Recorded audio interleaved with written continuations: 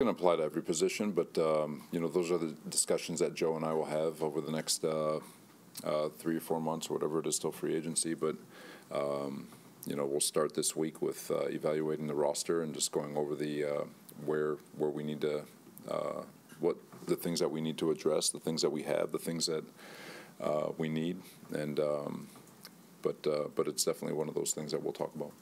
Not to be I don't know, a devil or a one-up or whatever, but there's also been good. DJ Reed was a good signing. Jordan Whitehead was a really good signing. A lot of the D tackles that we've had come through here have been good signings. So you're always going to take your lessons learned from the ones that don't work, right, or the ones that haven't lived up. I don't think Allen's story is written. I think he's going to have a hell of a year next year. It's just we've got to get back to work. But why things work over the other, those are things we're always studying, so that way we don't have we don't make the same mistakes twice. There's definitely a league-wide pandemic with regards to offensive line injuries, and I've been working on this for over a month and a half in terms of just trying to try to find the direction that we need to go, continue to work on it over the next few months. But that is at the forefront of my mind. It's the forefront of everybody's mind to keep those guys healthy. If the O-line's healthy, the quarterback will be healthy. If the quarterback's healthy, we'll all be healthy.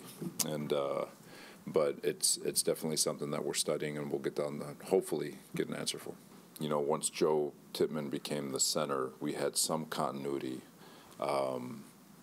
along the offensive line, and I know, like I've said, it's not to be confused with good enough yet, but I do think the offense, especially in the run game, really improved over the last 5 weeks of the season, and but that comes with just continuity.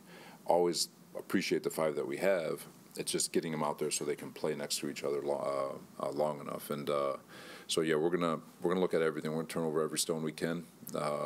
Like I said, we're going to try to go through every back door and see if we can find an answer to keep these guys on the field and keep them healthy. Hopefully we continue to draft really well. I feel like we've had a couple of good drafts since I've gotten here, and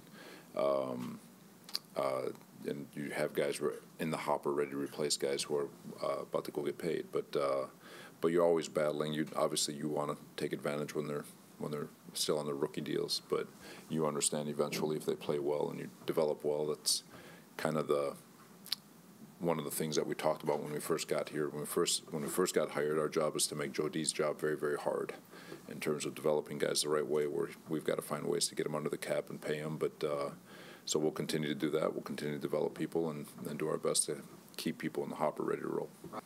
Just watched him carve us up over the last month playing scout team. So he still has all kinds of juice, energy, arm talent, and so he's. I think he's going to come out with more fire, but my expectations for him is just to be him. He's 40 years old. He knows his process. He knows what's best for him in terms of preparation, and both mentally and physically. And I think he's going to attack it with the same mindset that he had a year ago. He's on a mission, and he's not going to stop until his mission's complete. It's been trying. This has been probably one of the more trying seasons.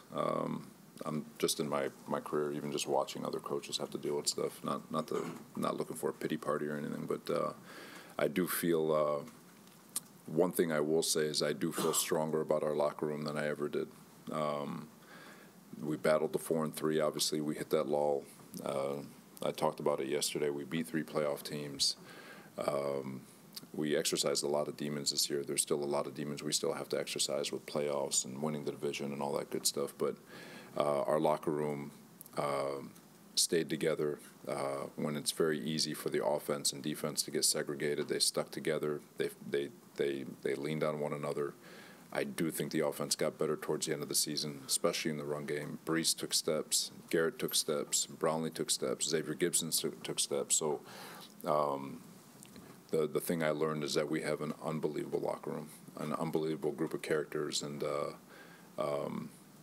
if we can do things differently or whatever it is, if things can be just a little bit different, I think people really, a light will really be shined on how awesome this locker room is and things that we built around here.